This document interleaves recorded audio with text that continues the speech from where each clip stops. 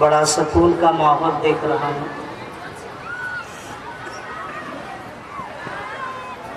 اور سب توجہ سے سن بھی رہے ہیں۔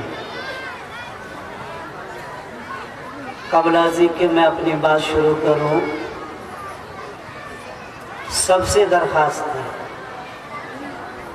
حضرات علماء کرام،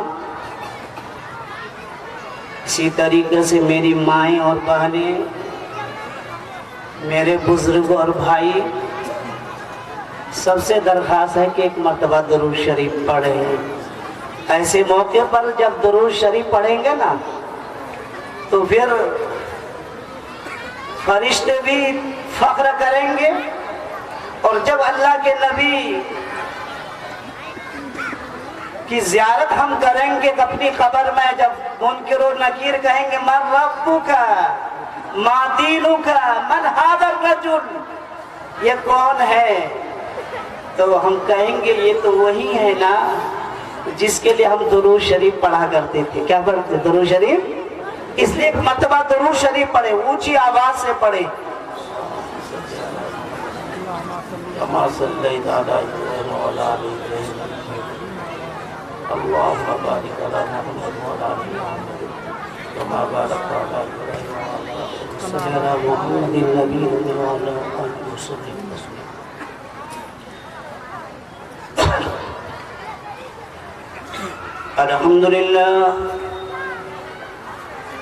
الحمد لله نحمده ونستعينه ونستغفره ونؤمن به ونتوكل عليه ونعوذ بالله من شرور أنفسنا ومن سيئات أعمالنا، من يهده الله فلا مضل له ومن يضلله فلا هادي له، ونشهد أن لا إله إلا الله وحده لا شريك له، ونشهد أن سيدنا وسندنا ومولانا محمدا عبده ورسوله الذي أرسل إلى كافة الناس بشيرا ونذيرا وداعيا إلى الله بإذنه وسراجا منيرا، وصلى الله عليه وعلى آله وأصحابه وبارك وسلم تسليما كثيرا كثيرا.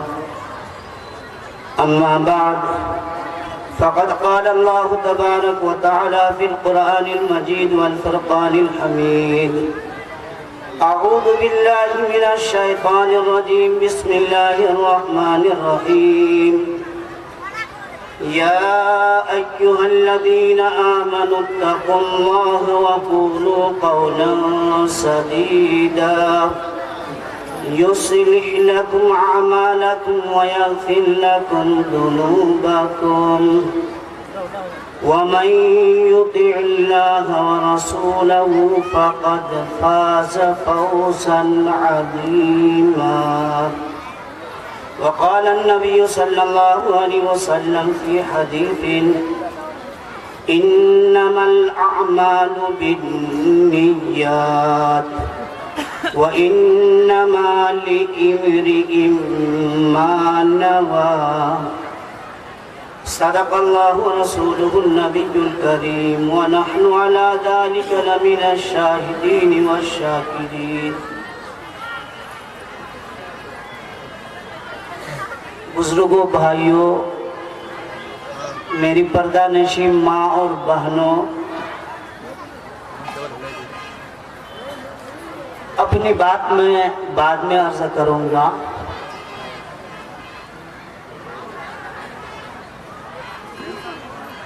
سب سے پہلی بات یہ ہے کہ میں اپنے اس علاقے کا ہوں، باغ گاؤں ہوں۔ کاشی باڑی مدرسہ بہت مشہور ادارہ ہے۔ مکتب کے بعد میں کاشی باڑی آیا تھا اور بہت بہت کم عمر میں مدرسے میں رہنے لگا تھا تو حضرت مولانا ضمیر الاسلام صاحب جب فجر سے پہلے ہم سب کو اٹھاتے تھے تو ایک شعر حضرت پڑھا کرتے تھے بھوجپوری زبان میں. اس میں چونکہ چھوٹا سا بچہ تھا بات سمجھ میں تو نہیں آ رہی تھی لیکن میں نے یاد کر لیا تھا. بعد میں جب سمجھ میں آئی تو پتا چلا کہ حضرت نے کیسے ہی گر کی بات ہمیں کہی. حضرت کی عادت تھی کہ ہم لوگوں کو وہ فجر سے پہلے تہجد کے وقت ہی جگایا کرتے تھے. ایک ڈنڈا حضرت کے ہاتھ میں ہوتا تھا. آج سے تقریباً 40 سال پہلے کی یہ بات میں نقل کر رہا ہوں. کتنے؟ چونکہ لگ بھگ 28 سال سے تو میں ملیر کوٹلا میں پڑھا رہا ہوں. 10 سال میرے دارالعلوم دیوبند میں ہے تو کتنے ہو گئے؟ 38. 2-1 سال مان لیجیے تو 40 سال پہلے کی بات بتا رہا ہوں میں. حضرت جب ہم لوگوں کو اٹھایا کرتے تھے یہ آپ کو کہہ رہا ہوں تاکہ جو میں آپ کو پیغام دینا چاہوں وہ آپ سنیں. حضرت یوں فرمایا کرتے تھے سوٹی لے کر کے جاگ جا اے مسافر بھورو بھائیو جاگ جا اے مسافر بھورو بھائیو جو جاگت ہے وہ پاوت ہے جو سوت ہے وہ کھوت ہے. حضرت گنگنا کر پڑھتے تھے جاگ جائے مسافر بھورو بھائیو. بھور ہم پنجاب میں جب جاتے ہیں نا لوگ سمجھ میں نہیں پاتے. ہمارے یہاں بھور کہا جاتا ہے سحری سے پہلے جو لوگ تہجد کا پابند ہے. حضرت شیخ الحدیث یہاں تشریف فرما ہے. میرے شیخ حضرت مفتی یوسف صاحب وہ ابھی حجرے میں تشریف فرما ہے. جو لوگ تہجد کا پابند ہیں وہ بھور کو خوب آسانی سے سمجھ سکتے ہیں. فجر سے پہلے کا جو وقت ہوتا ہے اس کو بھوجپوری زبان میں بھور کہا جاتا ہے.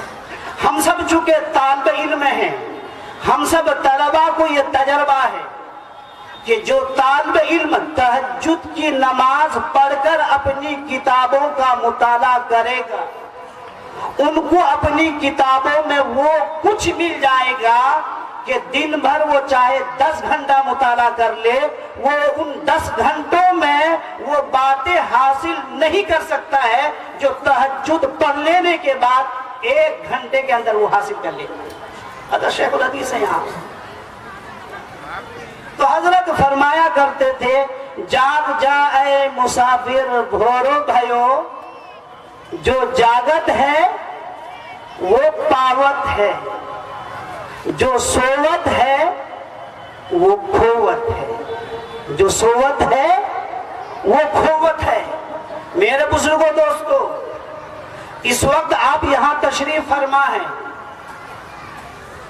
اگر آپ اپنے بات چیت نہیں اپنا ٹائم یہاں خراب کر دیا تو پھر اتنا لمبا سفر کر کے ہمیں آپ کے پاس آنے کی کیا ضرورت ہے. یہ سب یہاں تشریف فرما ہے. یہ الگ مسئلہ ہے کہ اللہ نے سفر کو بہت آسان کر دیا ہے لیکن میں آپ کو بتا رہا ہوں میں جس جگہ سے آیا ہوں یہ بالکل پاکستان سے قریب کا علاقہ ہے. آج صبح میں وہاں سے چلا تھا بالکل ہمارے بعد پاکستان شروع ہو جاتا ہے اور ابھی جہاں بیٹھا ہوں یہ بالکل بنگلہ دیش سے قریب ہے اور ہم تو عربی داں ہیں. ہمارے یہاں ایک ضابطہ ہے قرب شے کو شے کا حکم دیا جاتا ہے. جو چیز جس کے قریب ہوتی ہے گویا کہ وہ شے بن جاتی ہے. کیا ہے یعنی اگر میں یہ کہہ دوں قاعدہ کے لحاظ سے تو کوئی مبالغہ نہیں کہ آج صبح میں پاکستان میں تھا اور اب آپ کے درمیان بنگلہ دیش میں بیٹھا ہوا ہوں. اب اتنا لمبا سفر کر کے میرے بزرگوں دوستو ہم آئے ہیں کاہے کے لیے. بنگال دیکھنے کے لیے تو آتے ہی رہتے ہیں.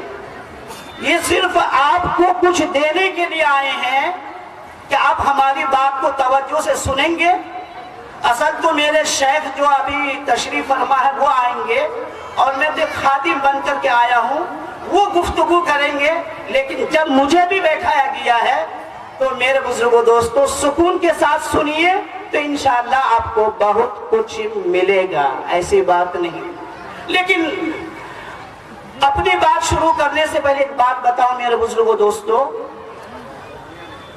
ہم جس علاقے میں بیٹھے ہوئے ہیں یہ مدارس کی دین ہے, علماء کی قربانیاں ہیں اور جماعت والوں کی محنتیں ہیں کہ علاقے کے اندر ہمارے اس گوال پوکھر کے اندر ایک دینی فضا بنا ہوا ہے.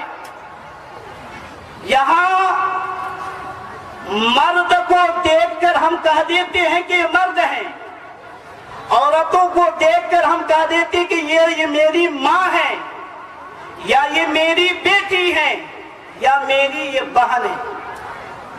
ہم جس علاقے میں ہیں نا اس وقت کیا ہے, پنجاب کا علاقہ بڑا خوشحال علاقہ ہے, مسلم آبادی وہاں بہت کم ہے. وہاں تو پتہ ہی نہیں لگتا ہے کہ مرد کون ہے, لڑکا کون ہے, لڑکی کون ہے, پتہ ہی نہیں لگتا ہے. زمانہ اتنا بدل چکا ہے کہ اندازہ ہی نہیں لگتا ہے کہ بھئی یہ کیا ہے. ابھی ایک جگہ میں بیٹھا ہوا تھا, بیٹھا ہوا ایک پروگرام میں تھا, ایک اچھے باشرح آدمی نے بات کی. وہ جماعت کے ذمہ داروں میں سے تھے, بلکہ علاقے کے امیر ہیں. وہ یوں کہہ رہے تھے کہ مجھے اپنے گھر سے مرکز جانا تھا. دیکھا کہ موٹر سائیکل میں کوئی آ رہا ہے اور مجھے نہیں پتا ہے کہ بھئی یہ آ رہا ہے یا آ رہی ہے. مجھے سنیے گا, یہ ہمارا علاقہ تو بہت اچھا ہے. بڑے وہ عجیب انداز سے سنا رہے تھے کہ میں تو یہ سمجھا کہ کوئی آ رہا ہے. علاقے کے امیر صاحب ہیں ہمارے. پھر میں نے ہاتھ دیا اور ایک دم سے وہ, میں تو سمجھا وہ رک گیا, پر وہ رکا نہیں, وہ رک گئی. موٹر سائیکل چلا رہی تھی, چونکہ پین شرٹ میں کچھ نہیں. علاقے کے امیر صاحب ہاتھ دینے پر وہ رک گیا, وہ یہی سمجھ رہے تھے. پھر میں بیٹھ گیا اور مجھے مرکز جانا تھا. کہاں جانا تھا؟ اب مرکز جانا ہے.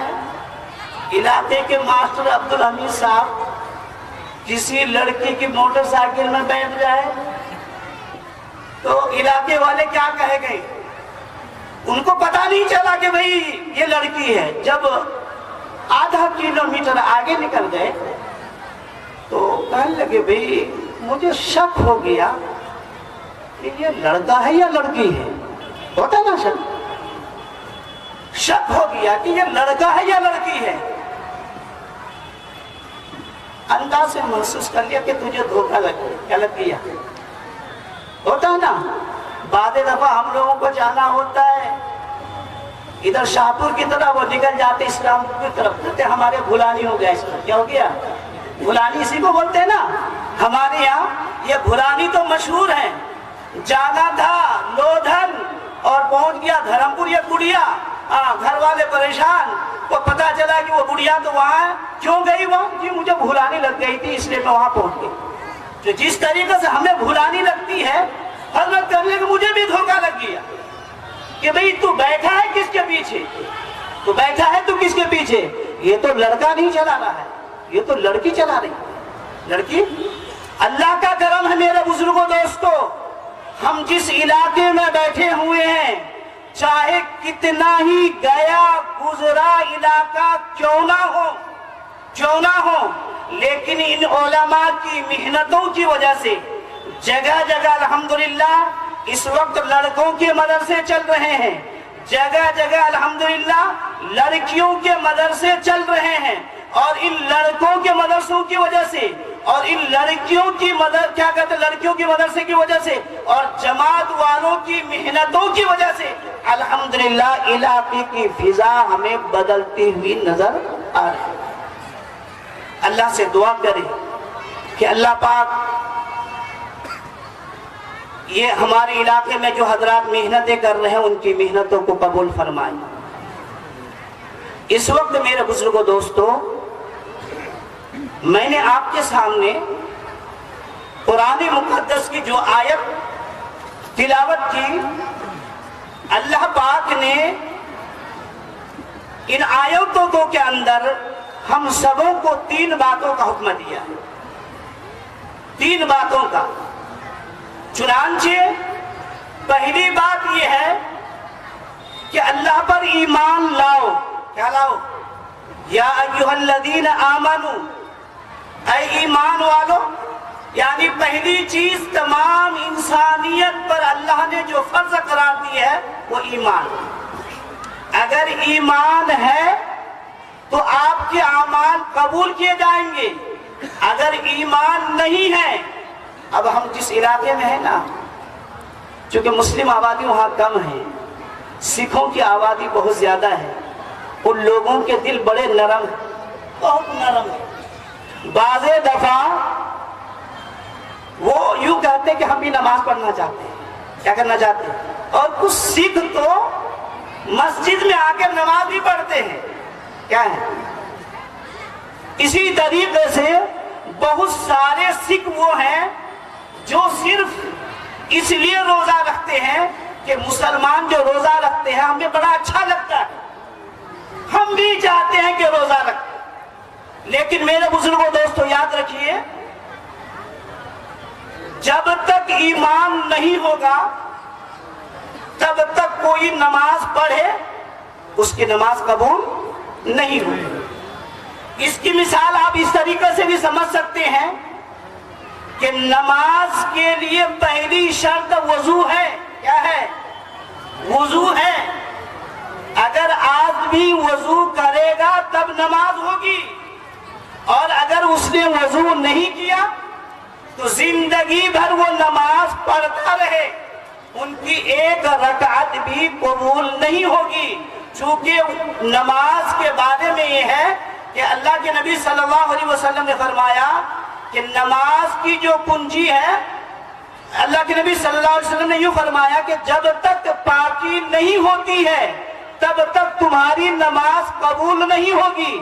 تو جس طریقے سے نماز کی قبولیت کے لیے بنیادی طور پر وضو شرط ہے، اگر وضو نہیں ہوگا تو نماز نہیں ہوگی، اسی طریقے سے میرے بزرگوں دوستو ایمان کیا کہتا ہے، اعمال کی صحت کے لیے، چاہے وہ نماز ہو، چاہے وہ روزہ ہو، چاہے وہ زکوٰۃ ہو، چاہے وہ حج ہو، یہ جو عبادات ہیں جب تک ایمان نہیں ہوگا تب تک ان کی کوئی عبادت قبول نہیں ہوگی۔ اللہ پاک نے پہلی چیز جو ساری انسانیت کے اوپر فرض قرار دیا ہے وہ یہ ہے کہ ایمان ہو، اور دوسری چیز جو اللہ نے ساری انسانیت کے اوپر فرض قرار دی ہے وہ تقوی، اللہ کا ڈر۔ اے ایمان والو، ایک جگہ اللہ فرماتے ہیں کہ ایمان والو اللہ سے تم ڈرتے رہو جیسا کہ اس سے ڈرنے کا حق ہے۔ یہ ڈر ہے کیا چیز؟ یہ ڈر ہے کیا چیز؟ مفسرین لکھتے ہیں ڈر کا مطلب یہ ہے کہ انسان اللہ نے جو چیزیں حرام قرار دی ہے اللہ کے ڈر کی وجہ سے وہ حرام چیز کو چھوڑ دے۔ ایک آدمی نماز تو پڑھ رہا ہے پر وہ سود کھا رہا ہے، کیا کھا رہا ہے؟ کیا کھا رہا ہے؟ ہمارے یہاں تو اس کا بہت زیادہ رواج ہے۔ کیا ہے؟ کیا ہے؟ اتنا رواج ہے، اتنا رواج ہے۔ پچھلی بار میں گھر آیا تھا تو مجھے پتا چلا کہ مردوں سے زیادہ ہمارے گاؤں کی عورتیں جو ہیں اس معاملے میں کام کر رہی ہیں۔ کیا کر رہی ہیں؟ جن کے پاس 2 پیسے آ گئے وہ یوں سمجھتے پیسوں سے پیسے بناؤ. کیا بناؤ؟ پیسوں سے پیسے بنانا. اور پیسوں سے پیسے بنانے کا طریقہ کیا ہے کہ کوئی پریشان حال ہو, وہ تمہارے پاس ٹکے کے لیے آئے کہ بھائی 100 ٹکا دے دو, 200 ٹکے دے دو, 1000 ٹکا دے دو. دے تو دوں گا, لیکن 1 مہینے کے بعد 100 روپے الگ سے دوں. ہماری یہاں میرے بزرگوں دوستوں, عموماً جن کے پاس 2 پیسے ہوتے ہیں, چاہے وہ مرد ہوں چاہے وہ عورتیں ہوں, وہ یوں سمجھتے ہیں کہ تو بیاج میں کام کرے گا تیرے پیسے بڑھیں گے, تیرے پیسے بڑھیں گے. لیکن اللہ پاک نے قرآن مقدس میں ایمان کے بعد ہمیں جو حکم دیا ہے وہ یہ حکم دیا ہے کہ ایمان کے بعد اللہ سے تم ڈرو. اور علماء نے فرمایا ہے اللہ سے ڈرنے کا مطلب یہ ہے کہ اللہ نے جو چیزیں تمہارے اوپر حرام قرار دی ہے ان کو تم چھوڑو. کیا کرو؟ ان کو تم چھوڑو. سود کھانا حرام, رشوت کھانا حرام, راستے میں چلتے پھرتے آپ کو پیسے مل جائے آپ اٹھا لیتے. کیا کرتے؟ ہمارے یہاں تو چونکہ بھئی ہمارے یہاں ایک مثل مشہور ہے, عیسیٰ پیر نہ موسیٰ پیر, سب سے بڑا ہے پیسہ پیر. کیا ہے؟ عیسیٰ پیر نہ موسیٰ پیر, سب سے بڑا ہے پیسہ پیر. ہم تو پیسوں ہی کو سب کچھ سمجھتے ہیں. راستے میں بازار میں ادھر دھرمپور ہاٹ ہے, ادھر دبی گنج ہے, ادھر گودا ہاٹ ہے, لال پوڑی ہے, شاہپور ہے, کسی کو 1000-2000 روپے مل جائے سمجھتے تو قسمت والا ہے. کیا ہے؟ تو قسمت کی دھنی ہے. کیا ہے؟ آج مل گیا 1000, کل مل جائے 2000, پرسوں مل جائے 3000, کتنے ہو گئے؟ 5000. کیا ہے؟ اب تو یہ ہاتھ اگر نہیں بھی جاتا تھا پھر بھی یہ جائے گا. کیا ہوگا؟ لیکن میرے بزرگوں دوستوں, دیکھنا یہ ہے جو پیسے آپ کو ملے ہیں کیا آپ نے اس کے پیچھے محنت کی؟ کیا یہ محنت کی کمائی ہے؟ یہ محنت کی کمائی نہیں, یہ تو کسی کی امانت ہے. اور اللہ کے نبی صلی اللہ علیہ وسلم نے فرمایا مومن کی ایک پہچان یہ بھی ہے کہ وہ امین ہو اور امانت دار ہو. علماء نے فرمایا یہ مال لقطہ ہے, اور مال لقطہ کا قانون یہ ہے کہ مسجدوں میں جا کر اعلان کرو, جس جگہ پر تم کو یہ پیسے ملے ہیں وہاں جا کر اعلان کرو. اس طرح سے اعلان کرو مجھے ایک بیگ ملا ہے, اس میں کچھ پیسے ہیں, لیکن کتنے ہیں وہ میں نہیں بتاؤں گا. جس کے جتنے پیسے ہیں وہ بتائے اور مجھ سے اپنی امانت لے کر جائے. علماء نے لکھا ہے اگر کوئی نہیں آتا ہے تو کسی غریب کو صدقہ کی نیت سے وہ پیسے دے دو, وہ پیسے دو. اور اگر پیسے صدقہ دینے کے بعد جن کے پیسے تھے وہ آ جائے تو اپنی طرف سے وہ رقم کیا کرو؟ ادا کرو. علماء نے فرمایا ہے اللہ نے جو ایمان کے بعد اللہ سے ڈرنے کا حکم دیا ہے, ڈر کا مطلب یہ ہے کہ تمہاری زندگی میں اگر گناہ ہے تو گناہ کو چھوڑو. جب تک گناہ کو نہیں چھوڑو گے, جب تک تم گناہ کو نہیں چھوڑو گے تب تک نہ تو تمہیں سکون ملے گا, نہ ہی چین ملے گا, نہ ہی تم اللہ کے ولی بن سکتے. کیا بن سکتے؟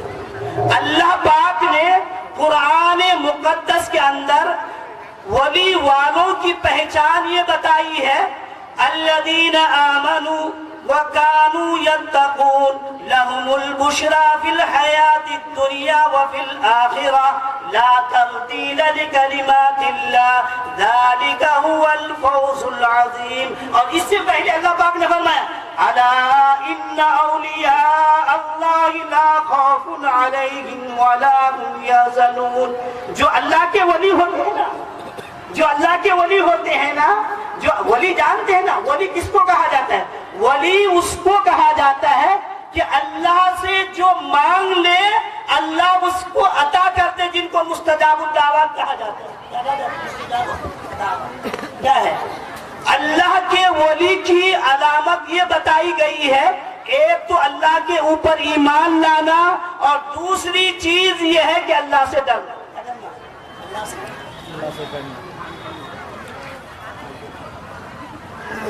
تو میرے بزرگوں دوستو، اللہ نے یہ فرمایا کہ ایک تو ایمان لاؤ اللہ پر، اور دوسری چیز یہ ہے کہ اللہ سے ڈرو. اور اللہ سے ڈرنے کا مطلب علماء نے لکھا ہے کہ ایک تو یہ چیز ہے کہ زندگی سے حرام چیز تمہاری دور ہو جائے، اور دوسری چیز یہ ہے کہ اپنی نیت کو درست کرو.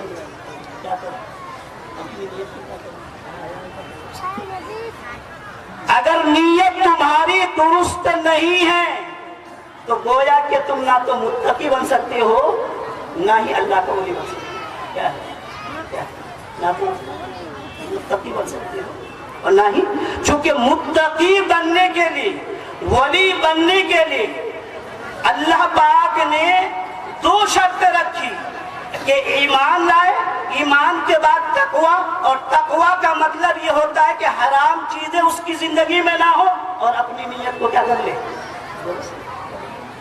اس لیے اللہ کے نبی صلی اللہ علیہ وسلم نے ایک حدیث میں فرمایا کہ کچھ لوگ دنیا میں بڑے بڑے کام کر رہے ہوں گے. کیا کر رہے ہوں گے؟ دنیا میں بڑے بڑے کام کر رہے ہوں گے، لیکن نیت درست نہیں ہوگی. نیت درست نہیں ہوگی تو اللہ پاک فرشتوں کو کہیں گے لے جاؤ، جو ان کا مقصد تھا شہرت، دنیا میں عزت. کیا ہے؟ تو دنیا میں انہیں شہرت بھی ملی اور دنیا میں انہیں عزت بھی ملی. کیا مل گئی؟ اب آخرت میں اس کا کوئی حصہ نہیں. اور اللہ کے نبی صلی اللہ علیہ وسلم نے فرمایا ایک تو یہ ہے کہ زندگی بھر دین کا کام کرتا رہے، کیا ہے؟ پر نیت میں کوئی. دوسری چیز یہ ہے کہ اپنا مال اللہ کے راستے میں لٹا دے، لیکن نیت یہ ہو کہ لوگ مجھے دیانو اور سچی کہیں. اور تیسری چیز یہ ہے کہ اللہ کے راستے میں گردن کٹوا دی، لیکن اس نیت کے کہ لوگ یوں کہے کہ بڑا بہادر تھا. کیا تھا؟ بڑا بہادر. اس لیے میرے بزرگوں دوستو، علماء نے لکھا ہے تقویٰ کے اندر کہ اللہ کا ڈر ہو اور اپنی نیت درست ہو. امام ابو داؤد، حضرات علماء یہاں بیٹھے ہوئے، امام ابو داؤد جنہوں نے 2 جلدوں میں ابو داؤد شریف لکھی ہے، امام ابو داؤد سجستانی، ان کی تاریخ کے اندر یہ بات لکھی ہے کہ انہیں اللہ کے نبی صلی اللہ علیہ وسلم کی 5 لاکھ کتنی حدیثیں؟ امام ابو داؤد کو کتنی حدیثیں یاد تھی؟ 5 لاکھ حدیثیں. مقدمہ ابو داؤد میں خود امام ابو داؤد نے یہ بات لکھی ہے، کتبت عن رسول اللہ صلی اللہ علیہ وسلم 500,000 حدیث. کتبت عن رسول اللہ صلی اللہ علیہ وسلم 500,000 حدیث. اور جس کا ترجمہ یہ ہے کہ میں نے اللہ کے نبی صلی اللہ علیہ وسلم کی 5 لاکھ حدیثیں منہ زبانی. 5 لاکھ حدیثیں امام ابو داؤد کہتے کہ میں نے منہ زبانی یاد کی. آج کسی کو یوں کہا دیا جائے، یہ جماعت والے ہیں نا، جب جماعت میں جاتے ہیں ان کا حلقہ لگتا ہے. کیا لگتا ہے؟ حلقہ. اور یوں کہا جاتا ہے پہلی بار کوئی جماعت میں جائے، چلے میں چلا جائے، اور یوں کہا جائے کہ بھئی کھانے کی کیا دعا ہے وہ سیکھ لو، سونے کی کیا دعا ہے وہ سیکھ لو، بیت الخلا میں جانے کی کیا دعا ہے وہ سیکھ لو، نکلنے کی کیا دعا ہے وہ سیکھ لو، سونے کی کیا دعا ہے، 10 دعائیں یاد کرا دو۔ یوں کہتے ہیں امیر صاحب آپ نے تو جماعت میں لا کر مجھے جھمیلے میں پھنسا دیا، صبح سے لے کر شام تک کیا ہے 2 حدیثیں یاد نہیں ہوتی ہے، اور ڈیلی آپ کہتے ہیں کہ اتنی حدیثیں ہم خود مدرسے میں پڑھاتے ہیں میرے بزرگوں دوستوں۔ اگر کسی بچے کو ہم یہ کہتے ہیں کہ 100 حدیثیں یاد کر لو وہ گھبرا جاتا ہے۔ امام ابو داؤد کو کتنی حدیثیں یاد تھی اللہ کے نبی کی؟ 5 لاکھ حدیثیں یاد تھی، اور ان 5 لاکھ احادیث میں سے امام داؤد رحمت اللہ علیہ لکھتے ہیں کہ ابو داؤد جو میں نے حدیث کی کتاب لکھی ہے، میں نے اس میں 4800 حدیثیں لکھی۔ کتنی حدیثیں؟ 4000۔ 5 لاکھ حدیثیں مجھے یاد تھی، اور ان 5 لاکھ احادیث میں سے میں نے 4800 حدیثیں ابو داؤد شریف میں جمع کی ہے۔ کیا ہے؟